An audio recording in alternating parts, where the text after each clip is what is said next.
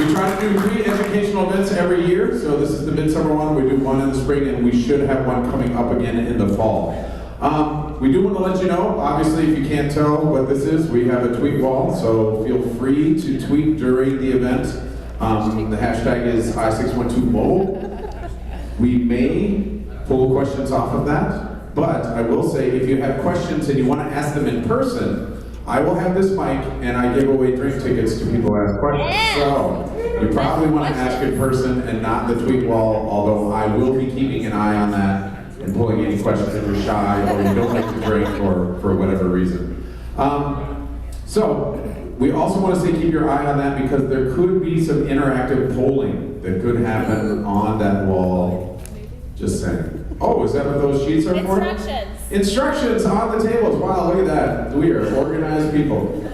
There are instructions for the interactive wall. There's going to potentially be questions that's asked. You will be asked to text answers, and they will show up in real time. In theory, I, for one, don't have good reception in here, so we'll see if that works. AT&T does.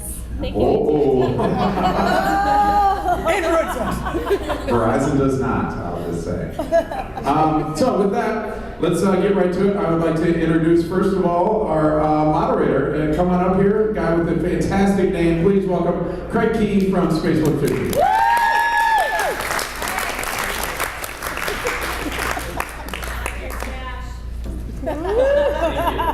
Can you hear me? Yes.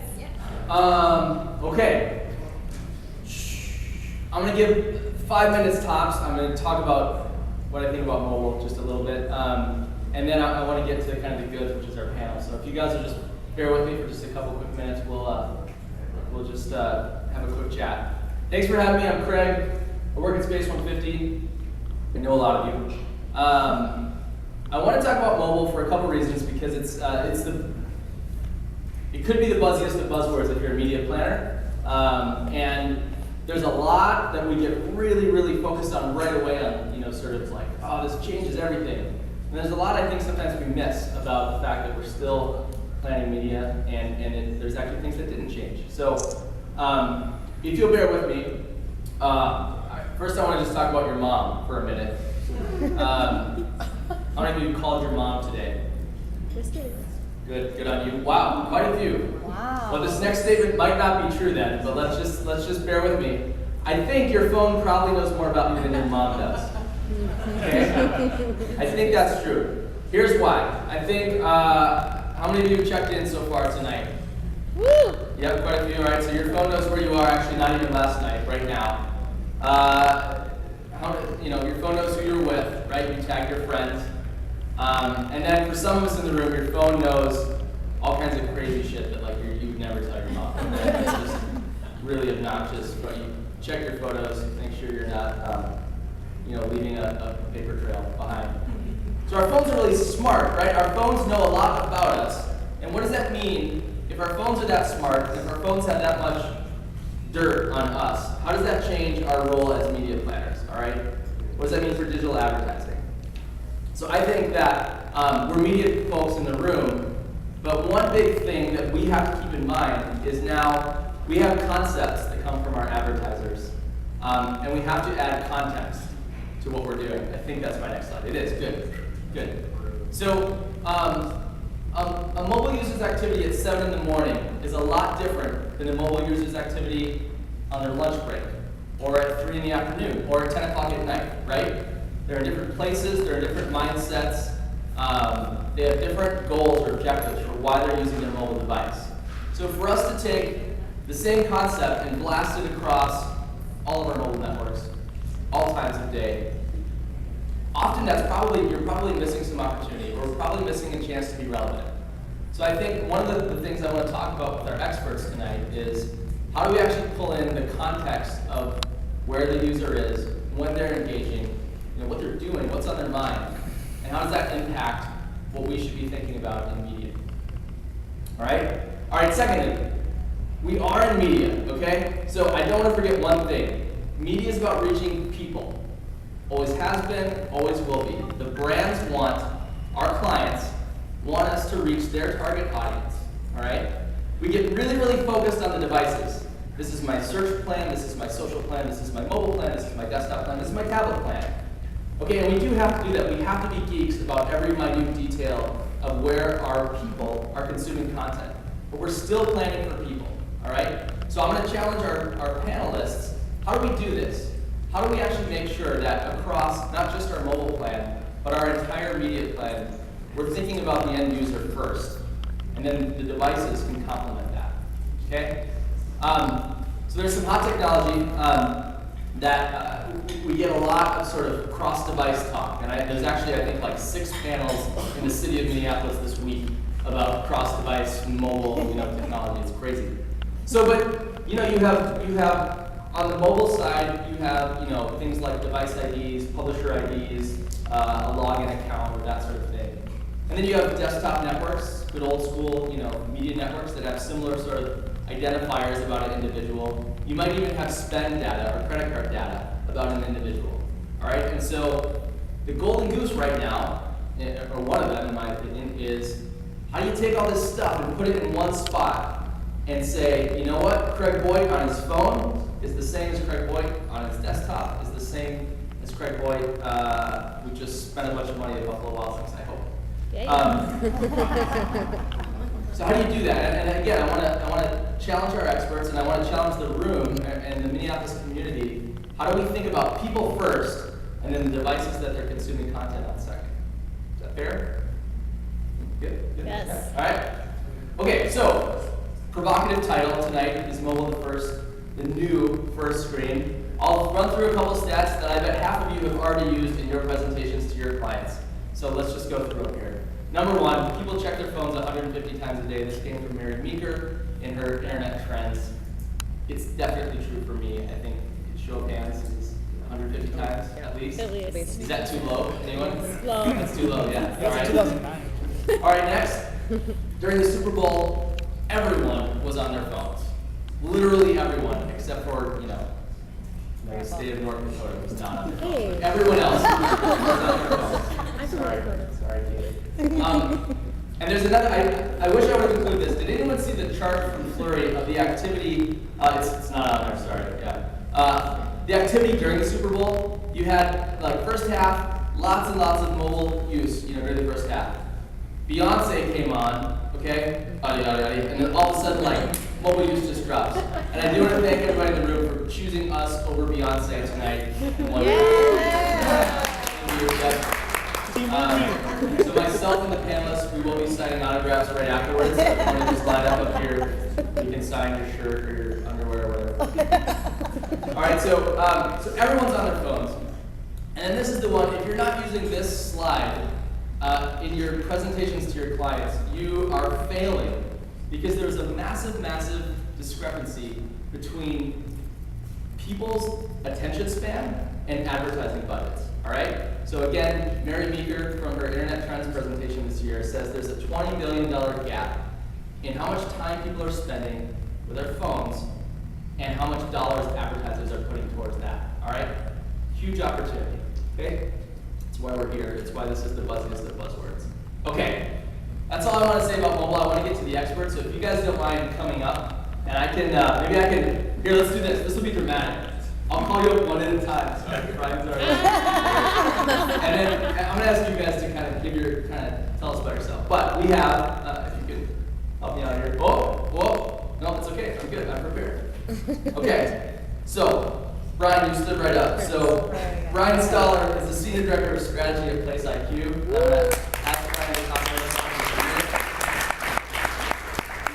Brian. We have Wade Beavers, CEO and founder of DoApp. All right? Yeah. Thanks very much. We have Michael Rosen, who's VP of Mobile and Online Sales at AT&T AdWorks. Carrie Coffey, coming up, VP of Sales North America from Mojiva. And Mallory Chiappetta, we did talk beforehand. Senior Planner Mobile at FRWD.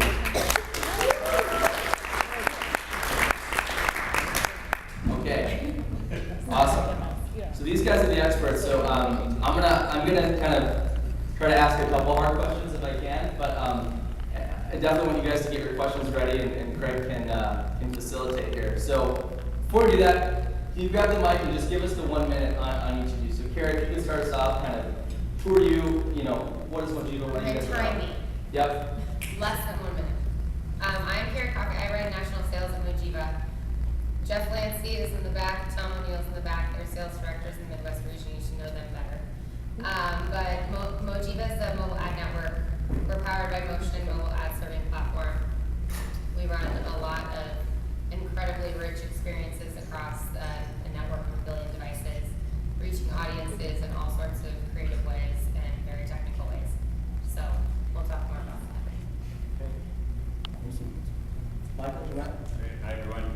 Michael Rosen. I run online and mobile sales for a small company called AT&T. Actually, we're the AT&T AdWorks, and basically what we do is using our proprietary subscribers and first-party data, we're connecting audiences both within a online mobile ad network as well as owned and operated, as well leveraging our mobile properties against our online and television properties as well. So in the market, in Minneapolis, Brian Fisher's here, and then in Chicago, Jay Donovan. So to echo Carrie, you guys can definitely do that just as well as me. Thank you, happy to be here. Hey, awesome. Mallory? I'm Mallory. I think I'm here to represent the agency side. Actually, no, I'm here to represent the agency side because everybody else is in sales. Which one of these is not like the other? Don't put it when we're 5. So I have a big background in mobile. I've been in mobile for a while. I started working in entertainment for Sony Pictures. I've done everything from Capital One to Geico to Kraft to Crown Import. So if there's something in mobile, I've probably done it. Right now I do a lot of CPG. So it's really interesting to be in the space for a while and see how it's evolved and changed, and even more importantly, the things that haven't changed. So it's cool to see. Awesome. Thank you. Wade. I'm Wade Beavers, who like long walks on the beach. That's right after this. Oh, yeah, that's a different. I'm Wade Beavers, CEO of Duac. We are, I guess we're not a startup anymore. We're 5 years. I'm not quite sure when the definition comes of being a startup or not a startup. We are a mobile app development company. We have solutions for news properties across the United States, about 220 news properties in about 160 markets across the U.S. Use our platform for mobile for all the different devices and OSs. And we also do that for real estate, partner with a company called CoreLogic. So we have about 70% of the market across the United States for all the MLSs across the U.S. My name is Brian Stoller. I'm here with Place IQ. I've got Rob Sprugman here with me as well. Over there. We are a startup, I think. I'm going to say we are a startup. I know, we're about. I actually think that mic might not be turned on. Oh, snap. Check and see if there's a switch on it. Oh. There you go. All right. Can you hear me now? Yeah. Oh, sorry. Verizon, mobile. Sorry, AT&T. Thanks, Craig. We are a location intelligence company that defines audience segments based on their past locations and current locations. So if you are a frequent business traveler, you will have been in an airport 3 times in the last month. Between Monday and Friday, we will identify that. We'll tag you as a frequent business traveler, and then we will serve ads to you as you go about your business, understanding that you are within that audience segment. Awesome. So some of you in the back may not have heard Wade and Mallory. Mallory is representing the agency side, as representing FWD.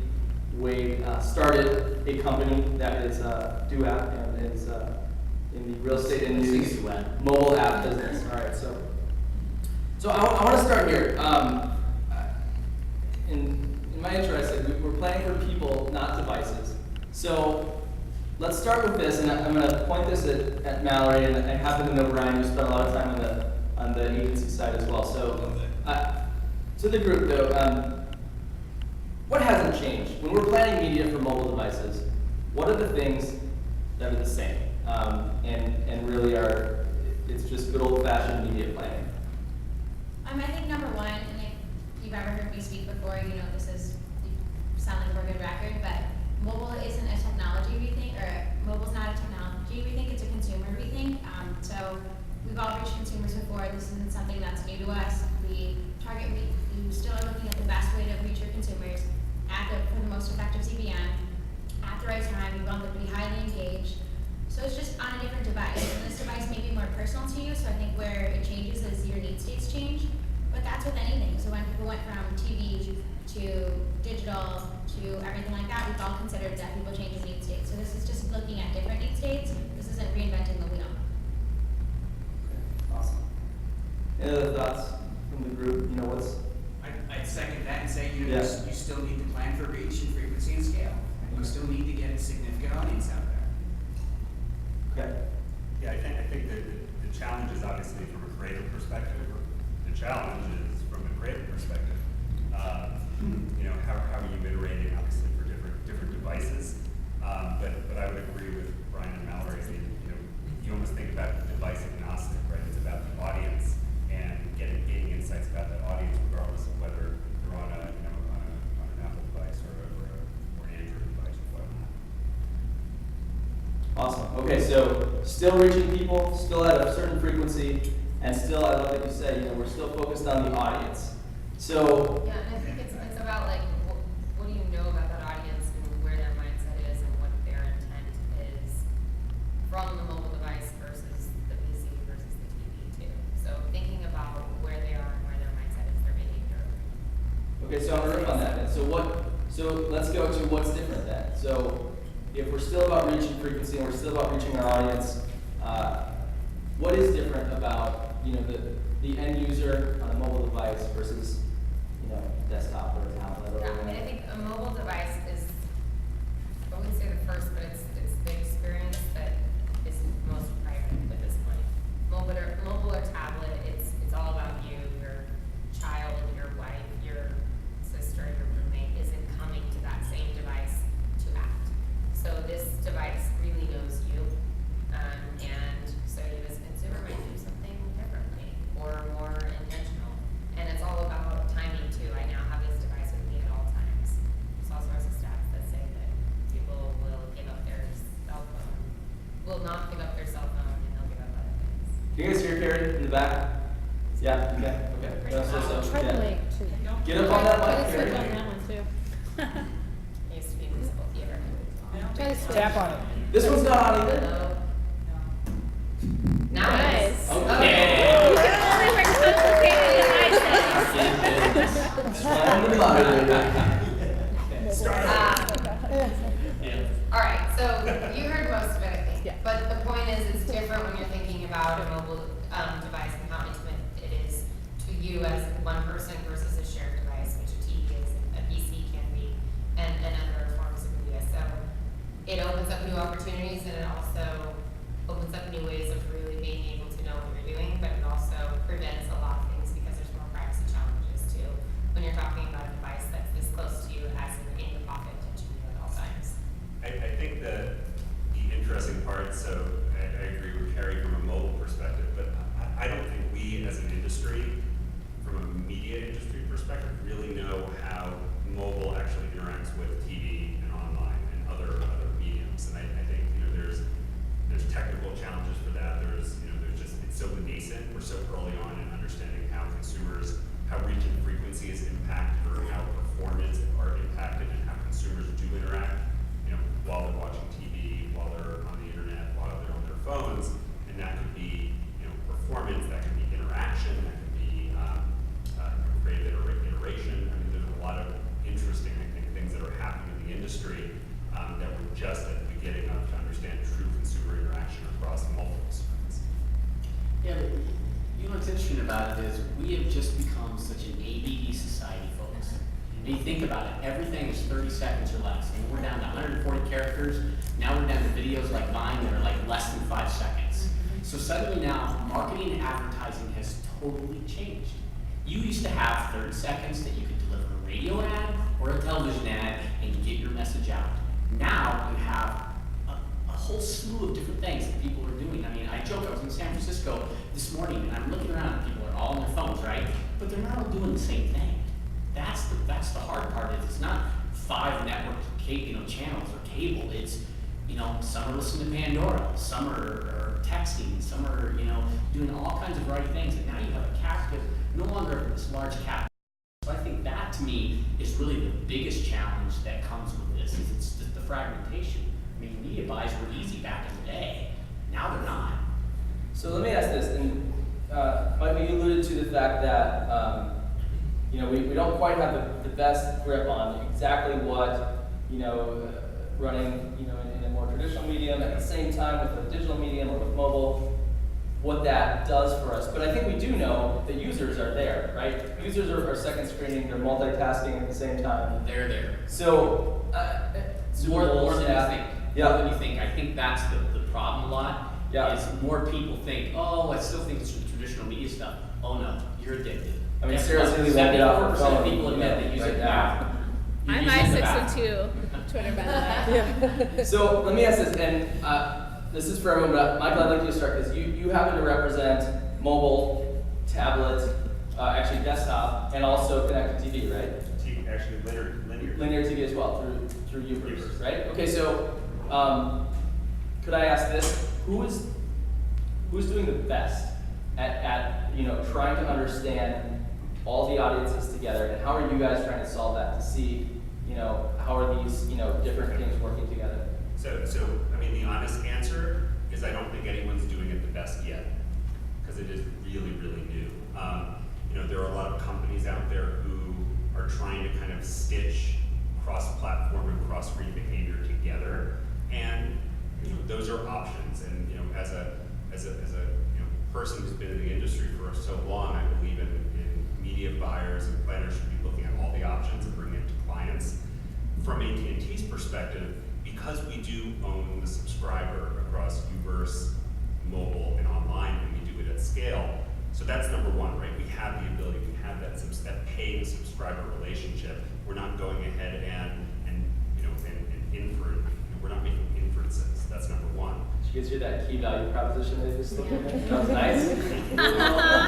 Yeah. The other thing, it just kind of comes out, it just flows. But the other thing, and this is the advantage, Yeah. and I think that other companies will get there, and I want them to, because I think it's healthy. The technical limitations for that. So if you think about if you're thinking about either linear TV or if you're thinking about other kinds of TV, you have a set-top box identifier. You obviously don't have mobile cookies, so a carrier, whether it's Verizon or AT&T, and in this case it's AT&T, you have an actual sub-ID. So you have a device-level identifier. To your point about planning for people, even though it's a device-level identifier, it still is about the person. It's about the person actually carrying the device and interacting with it.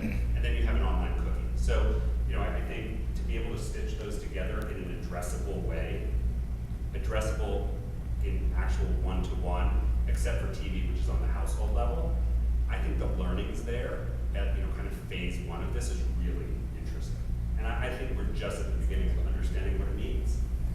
So I think that's where the opportunity is. So how about, Well, Mike, are you seeing, so you're testing or learning, you're running it, you're not making any sort of improvements for it? I'm so sorry. Are there any, exactly, thank you, yes, I'm not vision. Are there any trends or regularities you're seeing among vertical or specific audience targets or channels like moms or particular verticals like retail that they're trying to see? Are there trends and patterns that you're starting to see where a mom is doing this at this time or and this at that time, and then a business traveler is doing this versus that? Over multiple screens? Yeah. Not yet. So we're just we're just in the process of launching this in Q4. Okay. And I think what we're seeing is, it depends on the brand's interest in this stuff. I mean that's and I challenge everyone to be looking at. You're going to have different objectives that you want. So there could be a financial services client that's really interested in understanding what happens when you add mobile to the mix. So that's the interesting thing too. So you typically buy TV and online, and you have reach and frequency and performance metrics. But what happens when you add mobile to the mix? And if you think about that interaction, 150 times a day, in our minds, there's no doubt that that's going So Mallory, you're planning almost exclusively mobile, is that true? Like you individually? Yeah. But your brands are obviously doing more, right? They're not only buying mobile. So do you have access or visibility to what else is happening in the media landscape, and are you able to work with those other pieces? So when I plan, I like to take the 360 view, even though my company personally doesn't do traditional media. However, I've come from companies in the past where I do, and I like to sit down with the other planners, just whether it's digital, traditional, social, because I think if we support each other and we align on the same platforms, it becomes a lot better. So we want to make sure, Art, you can see I got distracted. I think that if we make sure that we align on the same concepts, whether, it's great to be able to say that tracking's there, and I think coming from a mobile background, I'm used to not being able to say tracking's there. I hear so much of, we're going to behavior model somebody from TV, behavior model somebody from their digital behavior onto a mobile device. Well, it's not the same device and you're not doing the same thing, so what does that do for me, personally? But I think that if you had heard the same message on TV, on digital, and you saw it on a bus bench, and then you looked on your phone and you saw it, that message is really going to resonate because we've now hit with it in different channels. And I think people need to stop looking at things as this channel is the best way, or this has the most reach, or this is the most effective, and look at how do we work at these things together, because eventually, right now everybody's saying that mobile is a non-tethered device. So right now my car is not tethered, and they're incorporating more data into that. They're making cars with their own Wi-Fi spots, there's a much better connection. There's just so many, gaming systems are no longer tethered. There's, AT&T has their untethered set-top boxes. So everything is not tethered now. So at what point is everything not mobile, and how do we bring those together? And I think if we go about it in an approach of let's make everything one and look at it holistically, that will be a lot better set. Right. Yeah, so I'll agree with you. I'm gonna take it one step further. One of the things I didn't say up in front was I spent 16 years in Mindshare as a media planner. And I think one of the things that I started looking at when always with this sort of cross-channel questions, do we really want to think about it as a channel, or do we want to think of it as the medium and the content that we're looking at, right? So I looked at it as, hey, this is video, this is audio, this is text. Now where are people consuming those three different things? Audio, great, they're doing radio, they're looking at Pandora. Text, they're doing print, magazines, they're looking at websites on their phone, and video as well. It's like, where, so I looked at it more as what was the content and the message that I wanted to get out there, what was the best means or medium for getting that message across, whether it was video, audio, text, and then planning against that. Smart. Ryan, hold the mic. Oh, no. So I want to ask, and I'll ask everyone, because we all have actually different, positions on where you come from. We've talked a little bit about the cookie, right? We don't really have cookies with mobile. You probably all know that in the room. So we don't necessarily have the sort of ways that we might have been used to tracking an individual user or getting data. So Brian, if you can start, what do you know about a mobile user? And how do you know it, and how is that relevant for those of us who are on the planning side? Okay, so, wow, this is sort of a 20-minute conversation that I have to boil down into 20 seconds, right? You can take 60. We split the world up into basically pixels or tiles. They're 100 by 100 meter tiles, and you kind of need to know how big a meter is. It's actually very small. It's about smaller than a city block, right? Or 100 meters by 100 meters is smaller than a city block. At least the New York City block. That's the Minneapolis one. And we layer in data based on where we see those devices arrive within those tiles.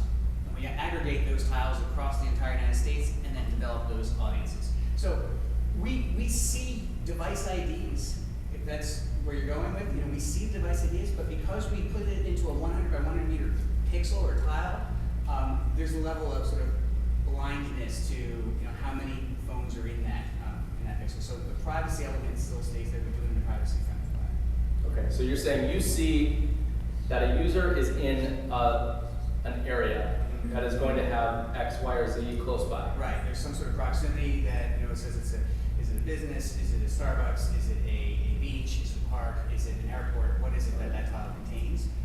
As well as sort of demographic and other elements within that tile. So lets us sort of build a full profile of those people. Wait, you're the actual app owner, developer. So what do you see about your users? We're in depth with that profile. We don't use third parties because third parties want this data. They beg us for it. We deliver ads right down to street level. I can put it over this building. When we delivered that, people thought, no way, you can't do that. Oh, we can, because guess what? we own the news information we're giving you, and we're giving it to you right down to a June. You want weather, and you want weather to be accurate? On top of that, we'll give you an accurate ad right down to that geolocation. So just to ask, so does that mean that your apps have already asked me for permission? Absolutely. To know where I am? Right. We Okay. ask you that permission, and the funny thing is, I was a presenter at MobCon, and everybody in the room, and I'm going to ask you the same question: how many people really care that people know where you're located? Do you care? Everybody else said no.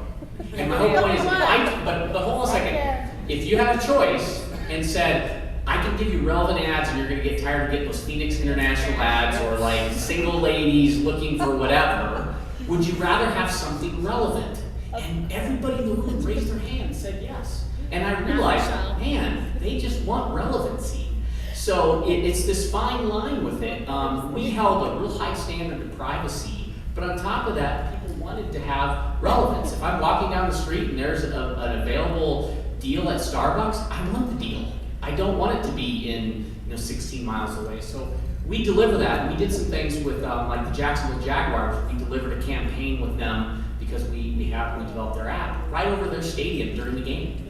And all the vendors on the outside area loved that. Why? Because every business around knew that they were going to gain some business out of it. So it really is relevant today. I mean, people want that. It's just there's a fine line between how much are you giving outside of that. But because we're the app developer, we kind of hold it to a different standard.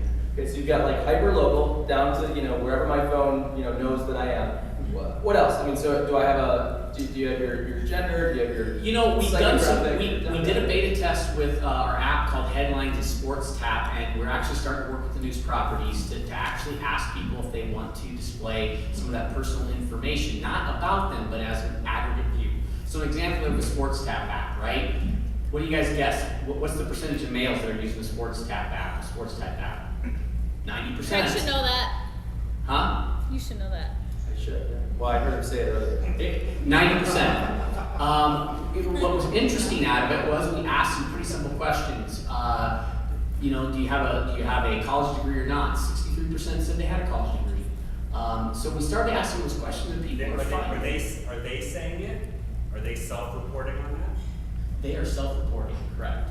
Correct. So you're starting to survey your audience on kind of the insights that are interesting to your inside the app, we're just doing that. Now, from a science standpoint, are we asking them their name? No, we don't want it. We're just saying, hey, you want to display that? You want to do it? I'm joking because we have an app for One Direction, which that concert's going on across the street. And I can tell you a funny story.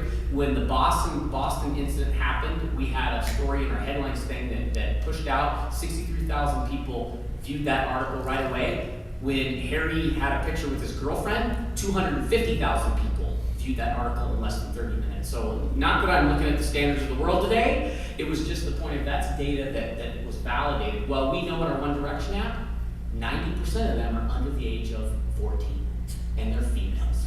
So Mallory, what's most interesting to you? I mean, what are the must-have attributes that you want when you're making a buy in mobile?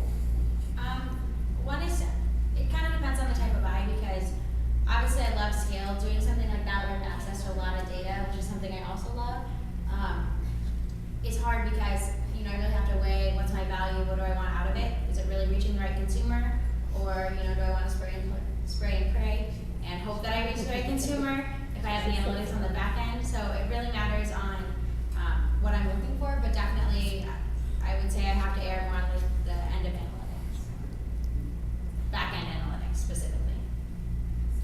So again, so Michael and Carrie, like, what do you know about your users? How can we as media buyers sort of slice and dice your audiences and get at them specifically?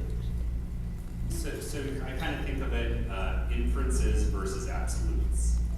So if you think about, there's a lot of options out there, and I think that there's a lot of self-reporting, and that's where the industry has gone. And Wade was talking about that, and there's scale there. But Mallory was just saying, if your target, I'm kind of making some assumptions on what you said, but I mean, if you're buying a mobile campaign against women 18 to 25, don't you want to know that you're actually reaching women 18 to 25? I mean, that just would seem logical. And so to your question about what we know about our audience and about our users are, first off, on the mobile side, we have an ad network that reaches about north of 180 million uniques. 70 million of them are AT&T's customers, right? So what we know about them are billion level relationships, right? So everything, so you sign up for an AT&T service, and then you pay a bill, you get a credit check. So we actually know that there's women, that they're women. So I think there's so many options, and Carrie is a wonderful ad network that she works at, and I always look at spreading wealth and looking at how all these things work together. Because to the point about that 20 billion gap, there's room for everyone to be playing, and I think there's room for everyone to be playing a lot more and testing and learning across all these different mediums, from in-app to ad networks to premium publishers. Yeah, and I think we were kind of talking about this before. I think the reality is there's a lot of publishers and networks like AT&T, like the big guys, where people are physically logged in, and you know as much about them on mobile because they're logged in the same way they're logged in online. And I used to work at Microsoft, and you knew when a Windows Live user was logged in who they were the same way you knew they were logged in online. There's a lot of really cool shiny objects out there, and they're doing very cool things. Are they technically privacy friendly? Do they have scale? Do they actually talk to the user you want them to talk to? Has that session expired? So maybe it's not really them and they've thrown someone else in there. I think the reality is you have to ask a lot of questions and become experts and understand the source of that data. AT&T, I trust AT&T. Mo blah blah blah. That says I have the coolest Chinese object out there. You trust Mojiva? Totally trust Mojiva. Okay, good. But actually, Mojiva is very conservative. We've partnered with very few third-party data companies. We have partnered with IQ, who's up here, because we believe in the methodology that they use to track the users for the purpose that the advertiser needs to reach them. To say enough about, we know that this is an upper funnel mom audience because of the way that they align their tiles against our users, to say, pretty sure that that person is a mom or is a business traveler because of where they've been and where they're going. Do I think that I know exactly who that user is, what kind of phone they have, how many kids they have in their household, and what they shopped for at Walmart last week? Oh, I should say Target for Minneapolis. Okay. But no, because you want to make sure that if you really absolutely need that user, make sure you know for a fact that the source you're buying from really understands that user and is a credible source for getting that user. Because at the end of the day, the scale is there to a degree that you need them to be there. Mallory and I work together on things where she says, okay, I need moms, or I need a general idea that these are moms, or Mallory's old boss used to say, I absolutely must know that this mom has 3+ children in the household. You've got to make sure that the data provider that you're purchasing media from or the technology from has truly vetted their technology, it's legal, it's privacy friendly, and it's coming from a source that is relevant to your marketer or your client or whoever you are. Okay, so open question, privacy is coming up a lot. Where are your boundaries, and where has your either organization or even personal stance taken on we're going to access users with this specificity, but we're not going to do this? Where's the line for you guys? Oh, nobody wants to talk about it, huh? I think that's an important thing. I mean, she hit it on the head when she started to talk about, she doesn't want to give that data up, so that's why we go the volunteer act. The thought of AT&T grabbing my data without my authorization is no different than when I go and buy something at Sports Authority and they ask me for my zip code. Why do you need my zip code? It makes no sense. Well, I know why they're doing it. They want to know where the next store they want to build or whatever. So I think there's a backlash a little bit with people now starting to say they don't want to give up that data. But if it's voluntary, that's different.